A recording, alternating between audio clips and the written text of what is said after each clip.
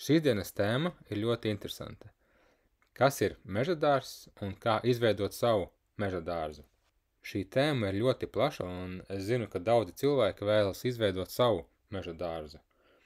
Mēs visi zinām, kā izskatās vienkārši dārzs ar vagām, ar ogu krūmiem. Daudz arī šobrīd zina, kā izskatās permakultūras dārzs. Un, protams, visi zina, kā izskatās mežs un ir bijuši tur. Un tā lielākā atšķirība starp mežu un dārzu ir tāda, ka mežam augi ir visos līmeņos. Viņam ir augi ar augstu lapotni, ar zemu lapotni, ir krūmi, ir tādi augi, kas nosega zemi, ir ložņājoši augi. Tur tā dzīvība ir visos stāvos. Mežs ir dabiska ekosistēma ar lielu augu, dzīvnieku un sēņu daudzveidību. Tie visi sadarbojas savā starpā un veido tādu vidi, kas pati attīstās, veidojās un mainās bez iejaukšanās no malas. Mežs vienmēr ir harmonijā un līdzsvarā. Ja kādreiz rodas disbalanss mežā, piemēram, kāds kaut ko izcērt vai tur nogāž kokus vai izrok kaut ko vai sabojā, tad mežs pielāgojas, to vietu tā kā salabo, var teikt, pārveido un darbojas tālāk. Mežs sastāv, varētu teikt, no divu veidu augiem. Vieni ir produktīvie augi, un otri tādi, kas palīdz pārējiem augiem. Piemēram, tādi augi, kas nes augļus, to sauc par produktīvajiem augļiem. Ciedru priede var būt produktīvs koks, jo tie rieksti ir ēdami cilvēkam. Tāpat arī kokus cilvēki var izmantot kā kokmateriālu pēc kaut kāda laika, kad tie ir izauguši. Un pārējie augi, tā saucamie palīga augi, tie vai nu ražo mulču vai veido kaut kādu noēnojumu, vai nu piesaista atkal slāpekli un novada to zemē. Tie palīdz izaugt produktīvajiem augiem. Un pēc laika, kad viņi savu darbu ir padarījuši, palīga augi vairs tur vienkārši neaug, jo mežs attīstās uz nākamo stadiju. Tad, lūk, mežadārzam būtu jādarbojas pēc šādiem pašiem principiem. Tam būtu jābūt pašpietiekamam un pašam jādarbojas vairākos stāvos, un cilvēka iejaukšanās būtu ļoti maz nepieciešama.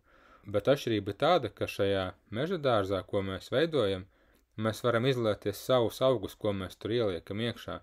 Tie, kas mums garšo, tie, kas mums ir vajadzīgi, tie, kas mums var noderēt nākotnē. Mums nav jāiet mežā un jāņem to, kas ir, bet mēs varam izveidot savu vidi, izmantojot meža darbības principus, tā varētu teikt. Faktiski mēs replicējam meža sistēmu, minimizējam savus ieguldījumus un palielinam atdevi salīdzinājumā ar mežu. Bet parunāsim sākumā par to, ko tu iegūsi, izveidojot šādu meža dārzu. Pirmais, kas nāk prātā, ir, protams, ka tu izaudzēsi tur ēdienu, augļus, dārzeņus, kas uzlabos tavu veselību, ģimenes veselību un varbūt radu un draugu veselību. Tāpat arī ražas sezona būs garāka kā parastā dārzā, jo būs ļoti liela augu daudzveidība. Protams, arī fizisko veselību tu uzlabosi, jo tur tomēr ir jāpadarbojas arī fiziski ar kādu izskapti vai pļaumašīnu, jāpalokās, jāpasteipās. Protams, arī tad, kad tu to visu redzi, kā tev viss labi sanāk, tas, protams, tev dos arī gandarījumu.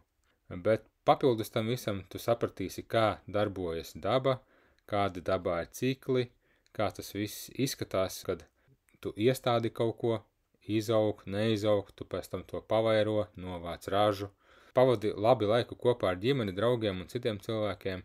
Un, protams, tas ir izglītības process bērniem, kas šobrīd, manuprāt, daudz pietrūkst skolās. Un mežadārzu arī var izmantot, lai iegūtu kādu papildus ienākumu. Piemēram, pārdodot kādus augļus, kas paliek pāri, vai arī augus, kas paliek pāri, un tu esi savairojas pārāk daudz, tu vari viņus kādam uzdāvināt vai pārdot. Un, protams, ka tādā veidā tu ietaupi sev naudu, jo tev nav jāpērk kaut kāda daļa pārtikas veikalā. Obligāti dārzā ir jāizveido atpūtas vieta arī, lai vari baudīt savā darba augļus, un tas viss kopā ir ieguldījums nākamajām paudzēm. Ne tikai taviem bērniem, bet arī ieguldījums dabā kā tādā un vides uzlabošanā. Kādi tad ir sastopami šobrīd meža dārzu nosaukumi un veidi? Es esmu dzirdējis ļoti daudz un dažādus, Tas galvenais ir meža dārzs, bet angliski tas saucās food forest, kas tulkojas kā ēdiena mežs, tas varētu būt arī labs nosaukums. Latvijā vairāk sastopams ir meža dārzs pļavās, tas ir pļavas dārzs, vēl to mēdz saukt par ēdamo ainavu, vai permakultūras meža dārzu, vai augļu koku meža dārzs, dārzs mežā, sintropiskais meža dārzs un citi nosaukumi. Meža dārzus var iedalīt pēc to veidiem. Tas, kas ir populārākais Latvijā un par ko mēs arī vairāk runāsim, ir permakultūras meža dārzs. Tas parasti ir veidots vai nu pļavā, vai nu jūsu esošajā augļu koku dārzā, vai, piemēram, ja jums jau ir kaut kādi krūmi sastādīti, bet nav augļu koki. Tas ir dārzs ar meža elementiem. Savukārt, agromežsaimniecības meža dārzs tiek veidots mežā. Tur tiek vairāk likts uzsvars uz riekstu kokiem, valriekstiem, kasteņiem, un tas arī tiek izmantots kā dzīvnieku ganības, jo ganoties dzīvnieki uzlabo augsni, iztīra nevajadzīgos kokus un krūmus, samulčē visu un uzlabo to meža vidi kopumā. Tad vēl ir arī tropiskais meža dārzs, kas Latvijā nav sastopams. Tur pārsvarā fokus tiek likts uz ātri augošiem augiem, kas izveido ātri biomasu un tādā veidā viņi uzlabo zemes kvalitāti. To sastāda ļoti blīvi, un tad viņus griež nost vai pļauj nost un mulčē zemi ļoti intensīvi. Tad ir tāds mērenā klimata meža dārzs Latvijas apstākļiem. Tas fokusējas pārsvarā uz izturīgiem, daudzgadīgiem augiem. Šis būs arī mūsu gadījums, ka mēs vairāk stādam kokus un krūmus, kas ir daudzgadīgi. Sākumā, protams, mēs arī stādam viengadīgus, divgadīgus augus, un pēc tam arī mēs turpinam to darīt. Bet tas galvenais uzsvars ir uz sāla izturīgiem, daudzgadīgiem augiem. Vēl ir arī sausa klimata meža dārzs.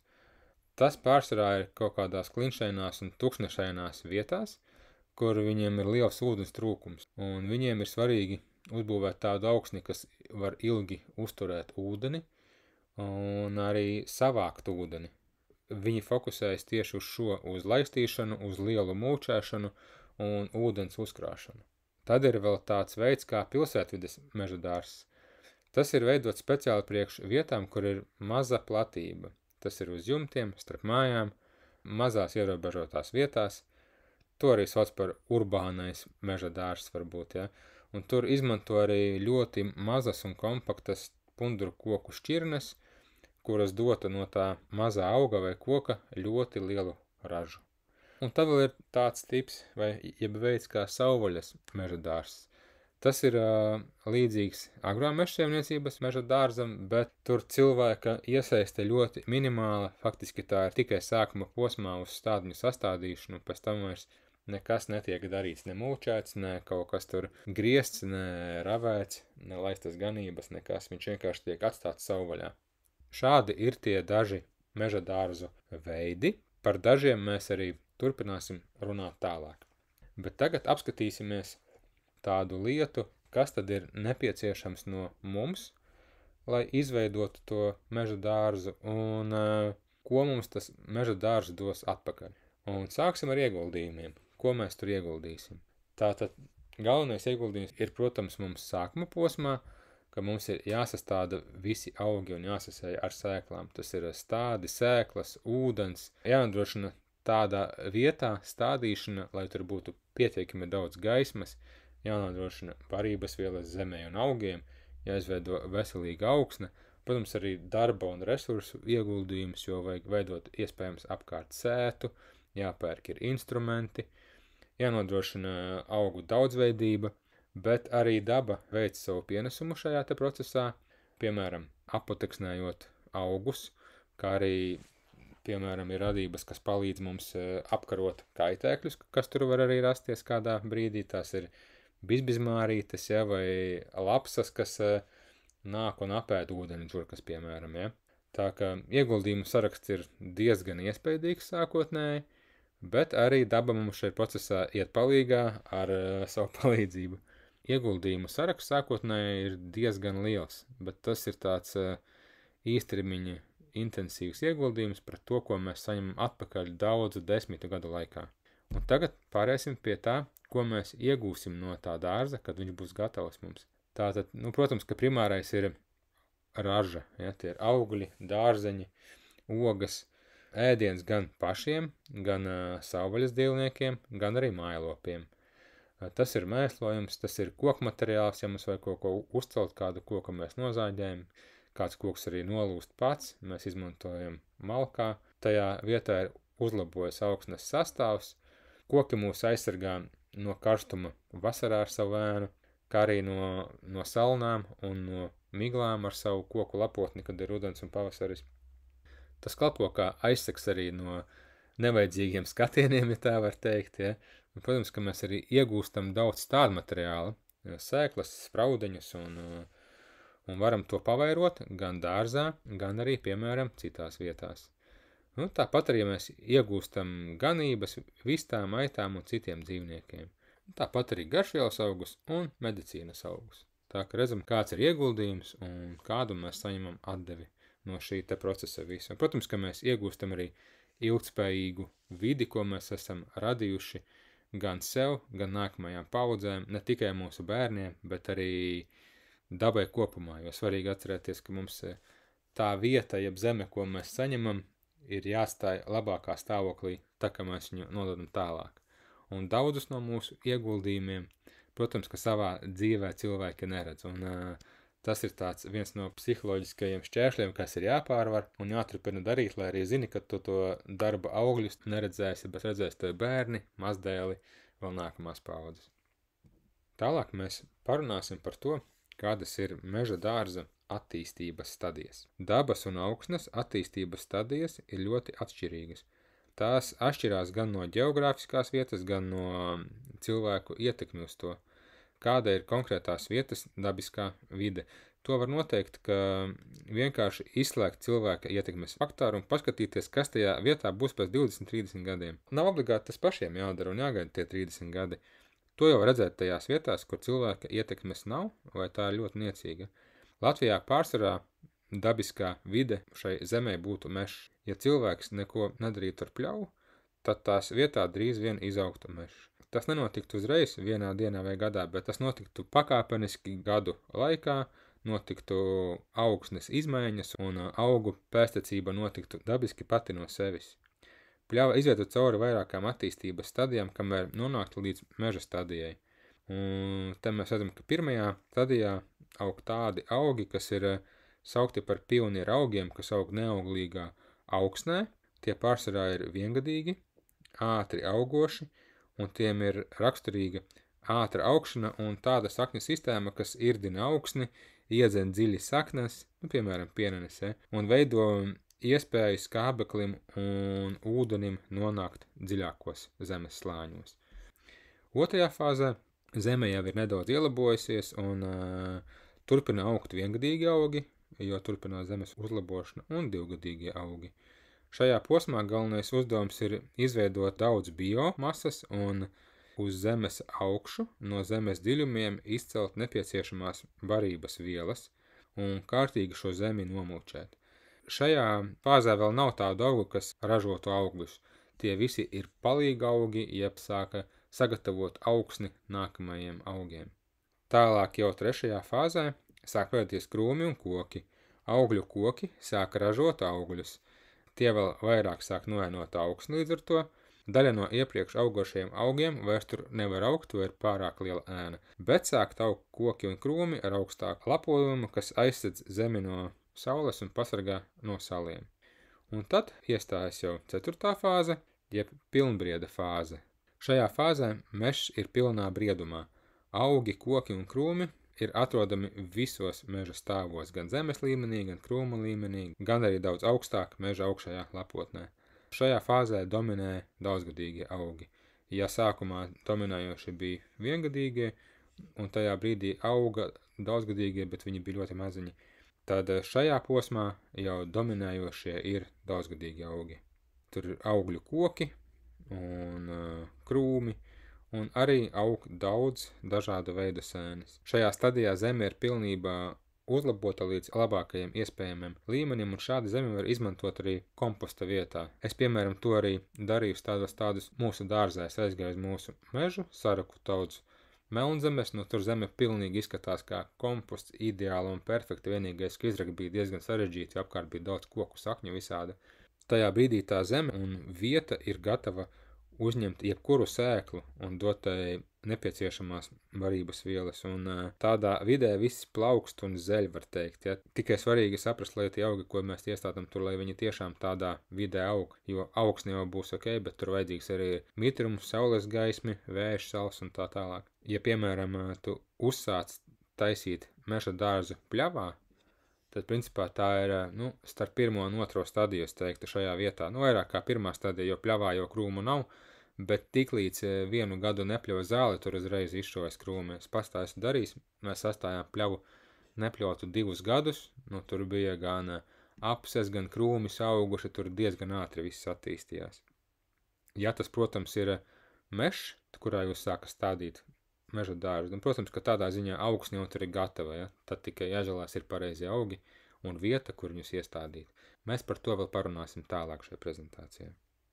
Novērojot šādu dabisku pēstniecību, var redzēt, ka sākotnēji ir augi ar īsiem dzīves cikliem, kā piemēram piernes un citu viengadīgi augi ar dziļām saknēm, bet laika ejot, nākamajiem augiem dzīves cikli jau kļūst garāki. Biežāk sastopamas ir situācijas, kad meža dārzu veido pļavā, ko ir bijušas ganības, vai arī vietā, kur jau ir kāda ābela plūme vai bumbiera. Tas ir tāpēc, ka daudziem cilvēkiem nav mežs. Es skatījos statistiku, Latvijā mežs ir tikai 7% cilvēku, un tas ir ieskaitot arī firmas, tā ka reāli varētu būt kaut kādiem 3% cilvēku Latvijā ir mežs, un varbūt tie cilvēki nav nemaz latvieši, kam viņš pieder arī, un viņiem tas mežs ir tikai izšķiršanai, ja? Tā kā meža īpašnieku ir ļoti maz, tāpēc mēs koncentrēsimies šobrīd uz pļavas dārziem un tādiem meža dārziem, ko audzē, kad ir jau, piemēram, kāds koks vai krūms. Ir arī tādi gadījumi, kad zeme ir tik sliktā stāvoklī, ka pirmajos gados tur nav jēgas neko citu vispār stādīt.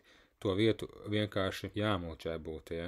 Ja tādā vietā iestādītu depo veikalā nopirktu 2-metrīgu ābeli, tad visticamāk tā neizdzīvot tādā vietā, jo tur nav nekādu barības viela vēl tajā zemē. Pirmos 2 gadus augi vienkārši jāpļauj un zemē ir ļoti daudz jāmulčē, lai pēc iespējas ātrāk uzlabotos tās sastāvs. Ir arī varianti, kā apvienot gan kārtīgu mulčēšanu, gan jau sastādīt arī augļu kokus. Tas pārsvarā saistīts ar to, ka stādot koku, tam jāroka ir daudz lielāka bedre. Piemēram, 1 x 1 dziļa. Varbūt 1 x 1 tur mēs tādu neizrakstim, bet vismaz 5 x 50 cm tādu te kubiku jāizroka, ja būtu. Un tajā vietā būtu jānodrošina ļoti laba un veselīga augsne, lai tas augsts tur varētu augt. Pāriesim uz nākamo sadaļu, tie ir meža dārza līmeņi. Kā jau iepriekš mēs runājam, ka mežā ir vairāki līmeņi, tad arī meža dārzā ir svarīgi aizpildīt visus meža dārza līmeņus ar augiem, ko mēs paši vēlamies tur redzēt. Ja mēs to neizdarīsim, tad daba to izdarīs mūsu vietā, un iespējams, ka tas nevienmēr būs tas, ko mēs vēlamies tur redzēt, jo tukšas vietas tur nepaliks, tur viss tiks aizpildīts visos šajos līmeņos, kas šeit ir attēloti. Pirmais līmenis ir pats augšējais līmenis, kas sastāv no ļoti gariem augļu kokiem un lapu kokiem, kas veido lapotni augšējā kārtā. Šim līmenim ir raksturīgi tas, ka tam nepieciešams daudz saules un tam nepatik tēna, bet tur arī nav, kas viņu aizēno. Tie koki varētu būt priedes, egles, ozoli, bērzi, garas ābeles, bumbieres un arī riekstu koki. Otrais līmenis jau ir zemais koku lapotnes līmenis, un šajā līmenī atrodas arī koki. Tie ir tādi mazāki augļu koki, kā piemēram ābeles, plūmes un ķirši, kas ir augstumā līdz 10 metriem. Ja, piemēram, tas pirmais stāvs bija no 10 un uz augšu, tad šis ir no 10 un uz leju metriem. Trešais stāvs ir krūmu līmenis. Šajā līmenī aug pārsvarā ogu krūmi, un kā arī avenes, upenes, jāņogas, ēkšķokas un visi garšīgie Latvijas ogu krūmi. Tad ir 4. stāvs, tie ir zaļie daudzgadīgie augi. Tas ir, piemēram, piparmētras, tausaknes, rabarberis, tur var būt artišoks un citi augi. Šajā līmenī aug daudzgadīgi augi, kas katru sezonu izaug no zemes no jauna, un tiem nav kokaini stumbri. Tā 5. līmenis mums ir sakņu augu līmenis. Tur viss skaidrs, tie ir burkāni, bietas, mārutki, ķiploki, viss, ko var iestādīt zemē, kas, tas varētu teikt, ir dārzeņu līmenis, es tā to sauktu.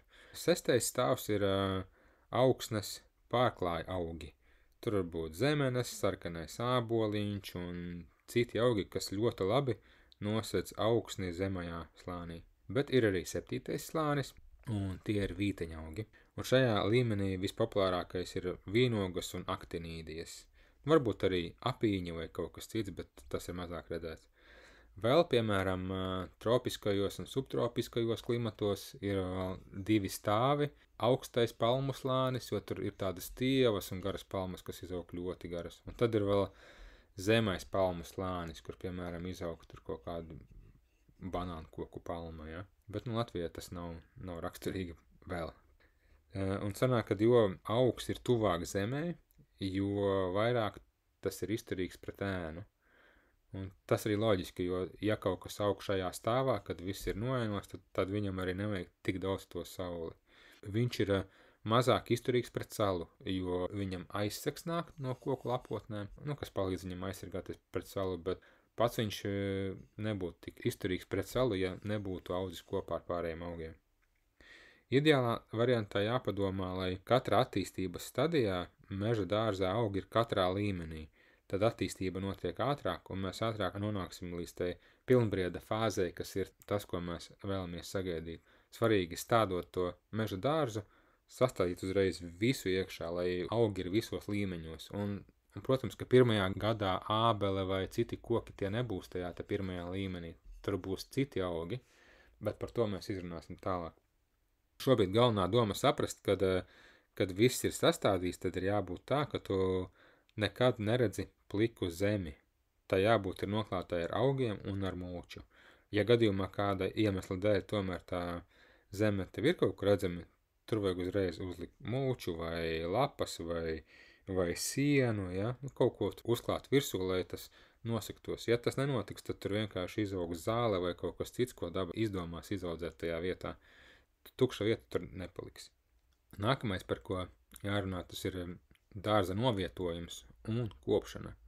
Plānojot meža dārzu, svarīgi atcerēties, kā tas tiks novietots attiecībā pret debes pusēm, pret sauli un arī pret vēju, un arī pret ģeogrāfisko reljefu, piemēram, skatoties, vai tur ir slīpums, vai krauja, vai ieleja. Dārzu var stādīt rindās, paternās, jeb musturos, vai vienkārši nekonkrētā stādījumā, kā sanāk, kā itāi variantā, ja var teikt. Ja to stāda rindās, tad tas ir daudz vieglāk kopjams un prasa daudz mazāk laika apkopē, nekā, ja to stāda dažādā izvietojumā, kur nav konkrētu rindu un ir maz iesteigātu taciņu un celiņu. Visoptimālākais novietojums rindām būtu tad, ja tās tiktu pavērstas ziemeļu dienvidu virzienā, un kā piemēram šajā bildē, šeit ziemeļi un šeit dienvidi, un te vēl ideāli, kad ir aizseks no vēja. Tādā gadījumā saules ceļš, kas iet no austrumiem uz rietumiem, visu dienu apspīdēs dārzu no visām pusēm un noēnojums tur būs ļoti mazs. Tas arī sekmētu mitruma neuzklāšanos dārzā un labu ventilāciju, jo vējš ir viegli izpūst cauri tām rindām un mitrums neuzkrātos starp kokiem. Papildus labums vēl būtu tad, ja dārzs būtu novietots uz dienvidu nogāzes ziemeļu pusē. Piemēram, šajā bildē skatoties, ja šī vieta būtu augstāka nekā šī vieta, ja? Tad tas būtu vēl tā kā sagriezts plaknē vairāk pret sauli, tad tas būtu vēl labāk. Tas aizturētu augstos vējus un veidotu saules ieloku tādu kā kabatiņu, kur būtu siltāks mikroklimats. Vēl svarīgi arī ievērot ir attālumu, kādā stādīt kokus, ja? Ja, piemēram, stāda rindās, tad vēlamies attālums ir vismaz 5 metri starp mērķa kokiem, ja? Mērķa koki, jeb mērķa augi ir tie, kas ir produktīvie, ko mēs gribam, lai viņi ir tur pilnbrieda stadijā. Un, piemēram, šeit būtu ābele, tad pēc 5 metri plūme, tad vēl pēc 5 metri ķirsis, piemēram, ja? Tad, un svarīgi, ka starp rindām, lai būtu arī kādi 5 metri, te gan ir mazāk, ja? Bet es savam dārzam ieliku, lai ir 7 metri starp rindām, jo es gribētu izveidot arī atpūtas zonu. Šīs nav mans dārzs, šī ir bilde no interneta. Tālāk ir svarīgi arī tas, lai, piemēram, ja šeit ir ābele, plūme, ķirsis, lai viņam pretī nav arī ābele. Lai, piemēram, sākas te ir plūme, tad ir te ābele, vai, ja te bija ķirsis, tad te būs ķirsis un te ābeles. Tādā veidā mēs iegūstam lielāku attālumu, piemēram, starp 2 ābelēm vai starp 2 bumbierēm, lai viņas nav blakus vienotrai, bet lai tas attālums ir maksimāli lielāks, tādā veidā mēs aizsargājamies nedaudz no kaut kādiem kukaiņu invāzijām vai kaitēkļu invāzijām, kas ir kokā, lai viņi nevar pāriet uz blakus koku. Ja viņi būs tālāk un nesaskārsies ar zariem, tad viņiem to izdarīt būs daudz grūtāk. Ja jums, piemēram, tas meža dārzs ir iežogos, tad arī jāatcerās, ka jāstāj kaut kāds attālums no žoga. Ja, piemēram, šeit būtu žogs vai šeit tūmā būtu žogs, tad es, piemēram, šeit atstāju 60 cm starp žogu un starp šo rindu, lai es varu izbraukt te ar stumjamo pļaumašīnu. Arī astrepes starp augiem es sākotnēji atstāju ap 60 cm. Ja, piemēram, te bija ābele un te bija ēršķoga, tad to vidu es mulčēju un atstāju apmēram 60 cm vai vairāk, lai es varu iebraukt ar pļaumašīnu iekšā.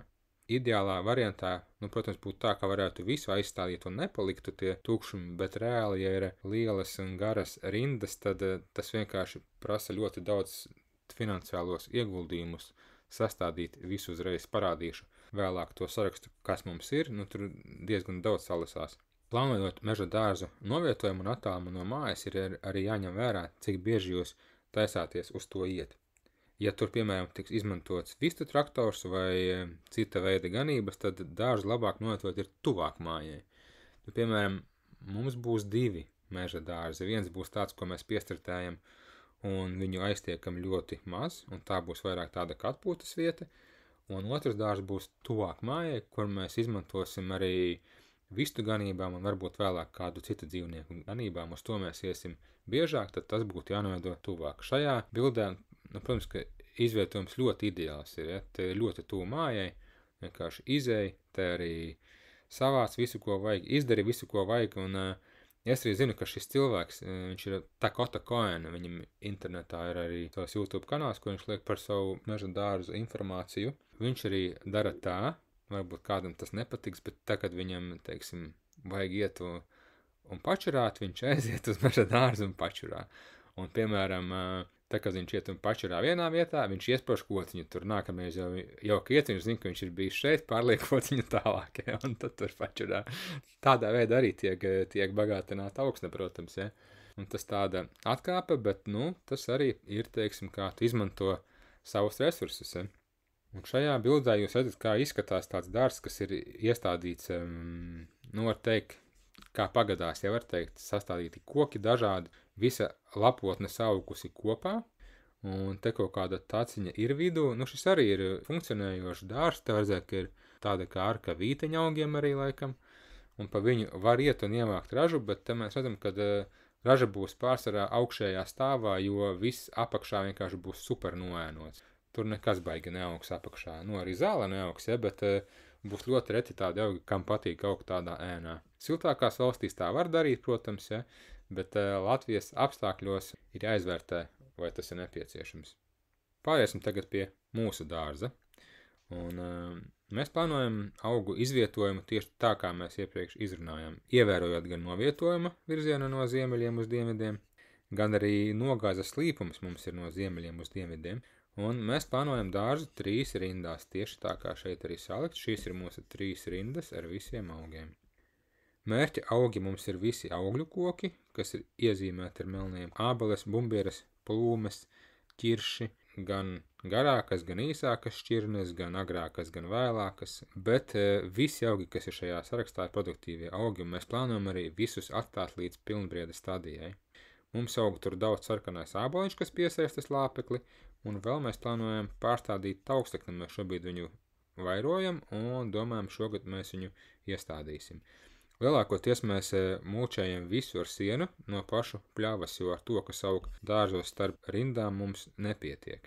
Šim dārzam ir 3 gadi, viņš neizskatās īpaši vēl tāds kā produktīvs, ja, bet šobrīd ražo ogu krūmi, upenes, sausarži, cidonijas un piparmēters. Domāju, ka pēc 2-3 gadi sāks ražot arī augļu koki. Jāsaka, diemžēl, šeit mēs redzam izstrīpotos kokus, ja, tie ir augļu koki, kas aizgāja bojā. Un interesanti ir tas, ka viņi nevis nokauta vai tur kāds nograuza viņus, bet nokauta tā daļa, kas ir uzpotētā.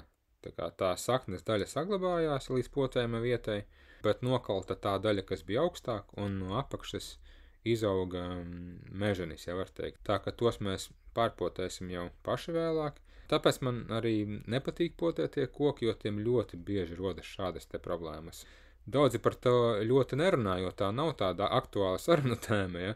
Bet es pajautāju daudziem cilvēkiem, un kam es jautāju, visi ir ar to saskārušies, lielākā vai mazākā gadījumā daudziem tā ir ļoti liela problēma, ka 50% no tiem kokiem neizog, bet, mūsu gadījumā te var redzēt, ap 30% koku, var teikt, aizgāja bojā pirmajos 2 gados. Manuprāt, tas ir diezgan liels procents, un tā nevajadzētu būt, Vai tad ir tām stāda audzētavām jāpārdod tādi, kas ir vecāki koki, jau stabilāki ieaugušies, vai kaut kas cits jādara, bet tas nav forši.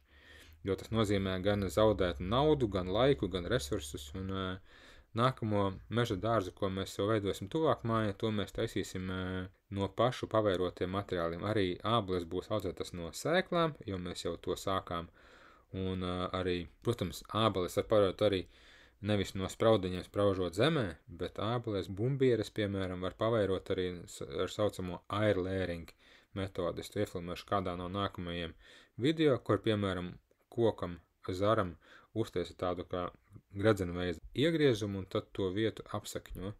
Manuprāt, tas būtu vispareizākais, jo tad jau izaugs tas īstais koks. Protams, ka tā sakne dod arī tās īpašības, ka tas koks, ja tiek uzpotēts, viņš neizaugs ar super garšu, ar to saknes daļu tiek regulēts viss, ar pocelmu, ja? Bet es tomēr mēģināšu pāriet uz dabiskāku audzēšanu un audzēsim visu no saviem materiāliem. Tas arī, protams, arī interesantāk un arī lētāk, jo, piemēram, ābeļu gadījumā vai citu koku gadījumā, ja tu izaudzē no sēklas ābeli, tad tu faktiski iegūsti savu šķirni. Ir liela iespēja, ka viņa, protams, nebūs garšīga un nebūs izmantojama. Tādā gadījumā tu vari viņu pats pārpotēt, piemēram, ja? Bet, ir arī iespējama, ka viņa ir baigi superīga un forša, un tad tev ir sava šķirne. Lūk tā. Tas īsumā ir par šo, un iesim tālāk. Tālāk mēs parunāsim par meža dārza kopšanu un kādi instrumenti būtu nepieciešami, lai varētu veikt tajā ikdienas darbus. Ir jāpadomā par to, kā tik apgriezti tie augi, kas tiek izmantoti kā mulča, un kā koptas būs ejas starp augiem. Mulčēšana ir tā lieta, kas jādara būs ļoti bieži sevišķi sākumā, jo mulčējot zemi mēs veidosim augsni, un tā augsnes veidošana notiek no augsnes augšas uz augsnes leju. Ja mēs nevaram viņu tā kā no apakšas uz augšu audzēt, mēs viņu audzējam no augšas uz leju. Un mulčēšanai parasti izmanto 2 veidu avotus, tā varētu teikt. Ja tie ir nogrieztie ātri augošie palīgaugi, kas var būt gan kārkli, gan hibrīdās apses, gan ar kārkliem sarežģītāk mēs zinām, gan vienkārši zāle, kas tur aug, ja? Vai kaut kas cits. Tā var būt zāle no meža dārza ejām, piemēram. Mēs daram tā, ka mēs atļaujam viņai izaugt tādai garākai, un tad ar pļaumašīnu nopļaujam, lai tā kā viņa kā siens ir. Un tad mēs viņu sanesam uz tām rindām un saliekam starp augiem. Bet nav ieteicams izmantot lapas no citām teritorijām, kas nav jūsu apsaimniekotas, jo es esmu dzirdējis, ka bieži tā dara gan no parkiem atved, gan no kaimiņiem vai no tālākiem kaimiņiem, bet tādā gadījumā var ievest pie sevis kādus nevēlamus dzīvus organismus, piemēram, Spānijas gliemežus vai kaut ko citu ar oliņām, kas tajā brīdī tajās lapās ir iedētas, ja? Vai, piemēram, arī tur būt kādas indes paliekas vai pesticīdu paliekas, kas ir bijuši iepriekš tur, ja? Tā ka labāk izmantot mulču no sava dārza, cik var no savas teritorijas, var no meža atnest vai no siena pļavas. Mēs daudz nesam klāt papildus, mums ir dārzā liela platība, no kuras mēs varam savākt to sienu un samulčēt, bet mums ar to ir par maz, mēs vēl pienesam klāt arī. Un tagad parunāsim par instrumentiem. Ir vairāki varianti, kā kopt dārzu. To var darīt ar, piemēram, mehaniskajiem instrumentiem, tādiem kā sirpis vai izskapts, vai ar motorizētiem instrumentiem. Piemēram, ar trimeri vai stumjamo pļaumašīnu vai motobloku arī. Mēs savā saimniecībā izmantojam visus šos norādītos instrumentus katru savā laikā. Sirpi, piemēram, ja nepieciešams ir nogriezt zāli tūp pie auga kāda. Izskapti, ja ir nepieciešams tikai nedaudz nopļot zāli vai sienu kaut kur, kas ir izaugusi kādā stūrītī, ļoti ērti ar viņu nopļot un pēc tam aiznest uz kurienu vajag. Trimmeri ir foršā grūti aizsniedzamās vietās vai pie žoga kaut kur, kur vajag pārliekties pāri, kur nevar atvēzēties ar izskapti arī. Ar stumjamo pļaumašīnu mēs izmantojam arī apļošanai gar sētu rindām un starp koku rindām starpās, ja, kur ir platums vismaz 60 cm. Kā arī, protams, būs noderīgas mazās šķērītes, kad ir jāgriež kādi mazāki zari, un arī lielās šķēres šīs ir ļoti noderīgas, sevišķi jāņem tādas, kam ir šeit tie zobartiņi. Tas ir jūsu pielietotā spēka pastiprināšanai. Ja, piemēram, jūs tā kā spiežat, tad viņš šo var pareizināt ar reiz 2, reiz 3 to pielieto spēku un varēs izmantot mazāk spēka, lai pārgrieztu lielākus zarus. Un tagad esam izgājuši cauri, var teikt, teorētiskajai daļai, un tagad ķersimies pie tā, kā tad var izveidot meža dārzu. Ir vairāki varianti, kā sākt, kā es minēju. Viens variants ir tāds, ka jums jau ir esošais augļu koku dārzs vai ogu krūmu dārzs, vai vēl labāk, ja ir gan koki, gan krūmi.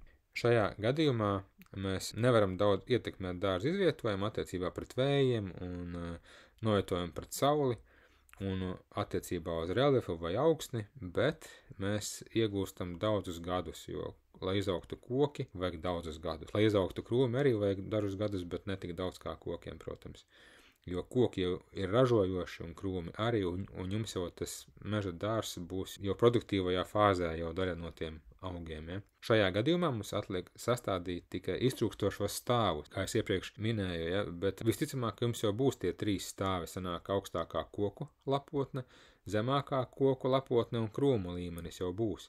Tad nepieciešams vēl pielikt klāt apakšējos stāvus, lai visa augtne būtu nosakta, kur nepieciešams. Un te mēs varam klāt piestādīt zaļos augus, kas noēnos augus. Piemēram, tur var likt rabarberi vai tauksakni. Kā noklāja augu, var izmantot mēnes zemenes vai kaut kādas sarkanos āboņus arī, vai kaut ko citu, kas iepatīkās.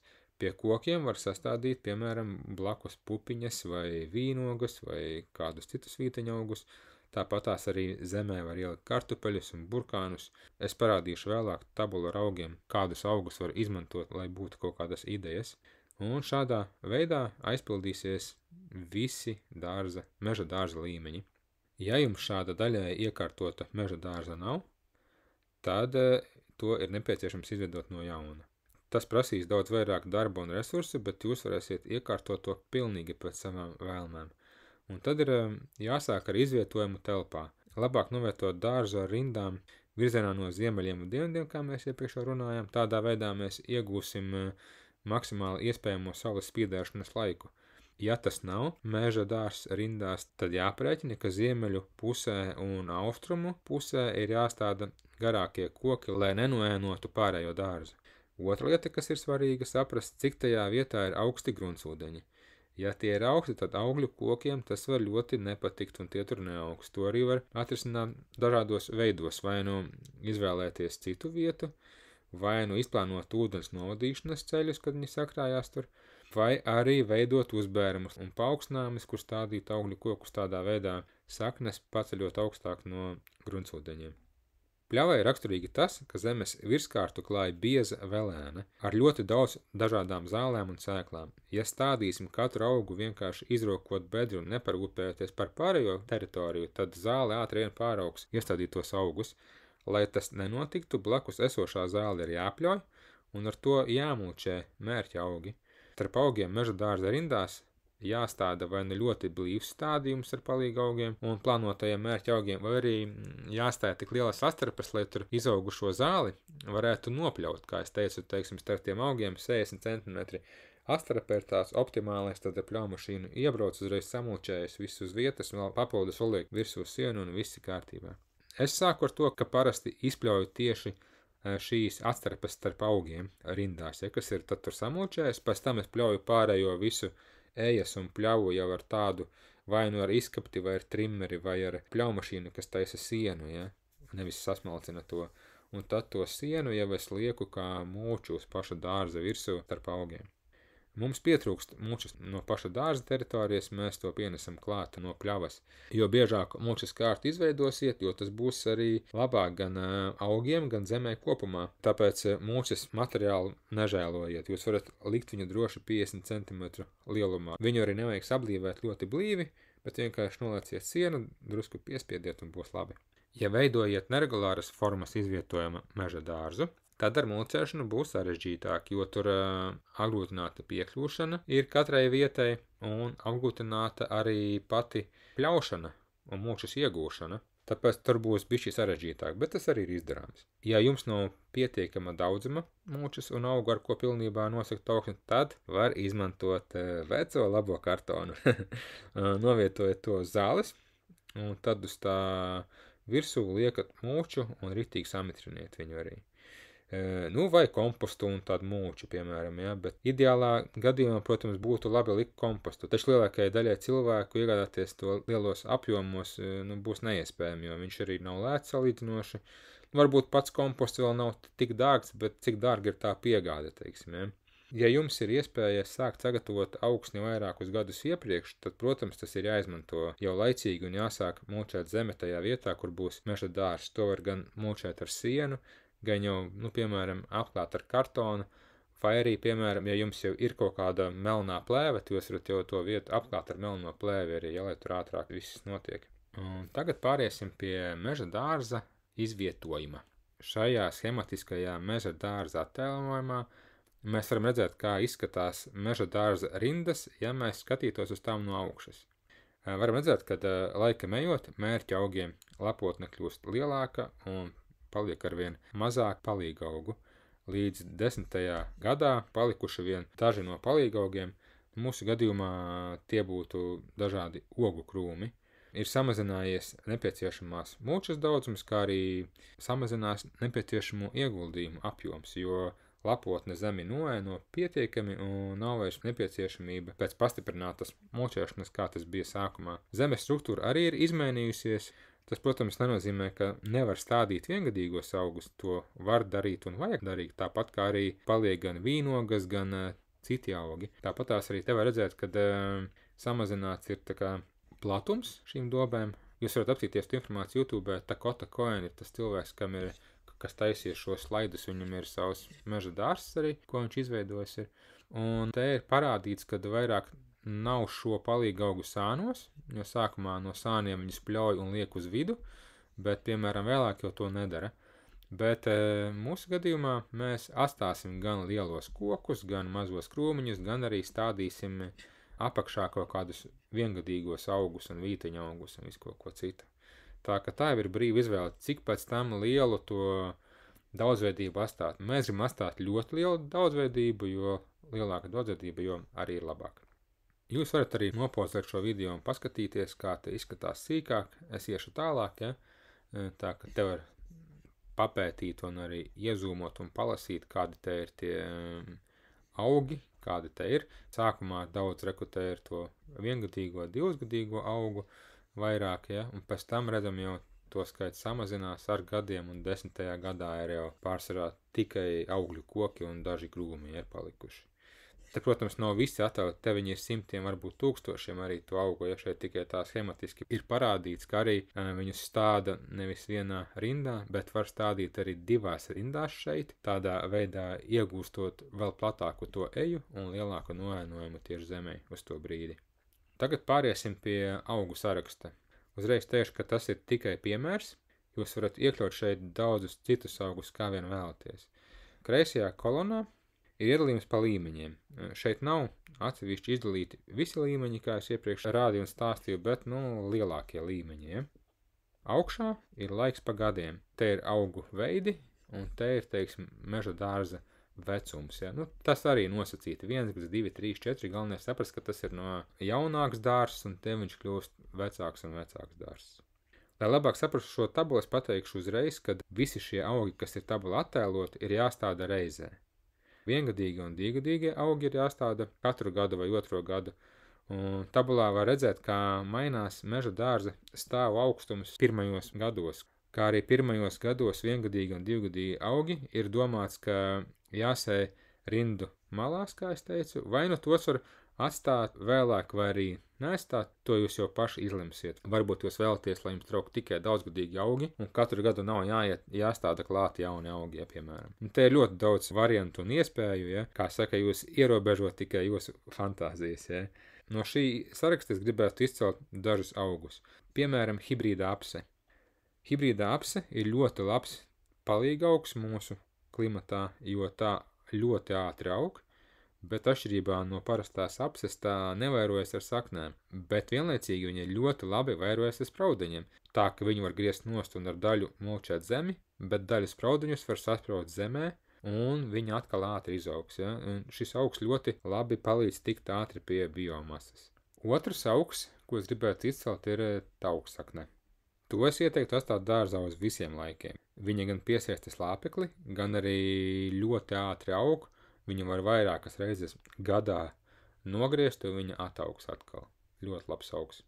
Tā, un tagad vēl pārēsim pie tāda varianta, kad meža dārzu veidot mežā.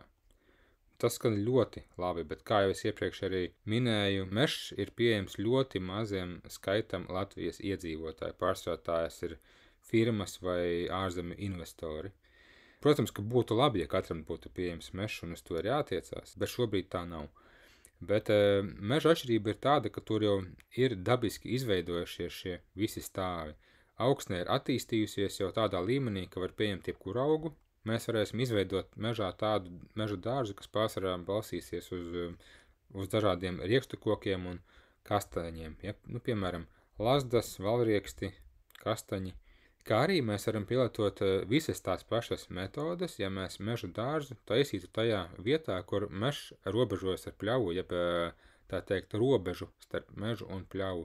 Robežās ir parasti ļoti liela augu daudzveidība un augsne un veidojas dažādi mikroklimati. Kā arī papildinājums meža dārza mežā ir tas, ka tur var arī audzēt sēnes, ko parasti, ja meža dārzu veido pļavā, tad to nedara, ja. Nu, var audzēt, teiksim, baļķos un ienest viņas iekšā, ja, bet mežā viņas aug jau pašas, ja. Kā arī šādos dārzos var ierīkot lielo dzīvnieku ganību, ko nevarētu izdarīt mazajos dārzos, ja meža dārzos, ja pļavas dārzos. Un te var ganīt gan govis, gan cūkas, gan aitas, gan zirgus un jebko citu, jo tas mežs ir jau nobriedis un viņam nav no kā jāizsargājas. Vienīgais, protams, tie jaunie stādi, jaunie riekstu koku stādi, jebkas, ko tu iestādi mežā, tas ir sākumā jāizsargā, jo viss, kas ir tāds zaļš un svaigs, tas ir ļoti garšīgs dzīvniekiem arī. Tādā ziņā mežs jau ir gatavs meža dārzs. Tur ir jau mērķaugi, kas iespējams mums nav lietojami pārtikā, nu, piemēram, egļu čiekuri vai meža āboli, bet ja labi pacenšās, tad šādu meža dārzu var ļoti īsā laikā pārvērst par sev tīkamu meža dārzu. Noslēgumā es parādīšu dažus kadrus no sava meža dārza. Manu augu tabulu jūs jau redzējāt iepriekš. Mūsu mežam ir 3 gadi, bet tagad mums ir iespēja to redzēt dzīvē, kā tas izskatās. Pirmos gadus tas neizskatās iespējīgi un prasa lielākus ieguldījumus nekā nākamajos gados. Viena lieta, ko es varu ieteikt visiem, sāciet darīt tagad. Vienkārši sāciet un tad viss ir jāiziet. Jo mēs varam daudz skatīties pamācošus video un to arī vajag darīt sevišķi ziemā, bet kamēr nepamēģināsim to izdarīt dzīvē, tikmēr jau mēs arī īsti neuzzināsim, kā tas ir. Ar ko sākt? Ja negribas uzsākt lielu projektu, tad sāciet ar 7 kokiem 2 rindās, piemēram, ja? Dažiem ogu krūmiem un viengadīgiem augiem, vai ja pat tas šķiet par lielu, tad sāciet vēl ar mazāku augu daudzumu un novietojiet to vienā aplītī, jeb dobītē, jeb ģildē, ja? Tur var būt 1 līdz 2 koki, pāris krūmi, kaut kādas zemenītes nosagaugi, varbūt kādu dārzeni iestādīt, kartupeļus, piemēram, pupiņas var iestādīt, ja? Nu, augu ģilde ir atsevišķs termins un par to ir atsevišķs tās, bet to varētu saukt par tādu kā mini meža dārza izmēģinājumu versiju, kur jūs redzēsiet, kā tie augi miedarbojas kopā viens ar otru. Bet galvenais ir jāatcerās, ka meža dārzā vajag ierīkot kādu atpūtas vietu, kur arī varat baudīt savu darba augļus un sadarbības ar dabu augļus. Un šis viss, ko es tagad izstāstīju par meža dārzu, ir tāds virspusējs ieskats, jo par to var runāt daudz dziļāk un detalizētāk un ilgāk. Tā ka, ja jums ir kādi jautājumi vai tēmas, ko jūs vēlētos arī vairāk uzzināt, droši rakstiet komentārā un noteikti atbildēsim uz jūsu jautājumiem. Bet es jūs gribu aicināt arī šo video šārēt un dalīties un laikot, jo tas arī mums palīdzēs veidot jaunus video un jaunas tēmas un arī uzrakstiet, ko jūs vēlētos vairāk redzēt. Labi, novēlu tad, lai katram top savs skaists meža dārzs. Priekā!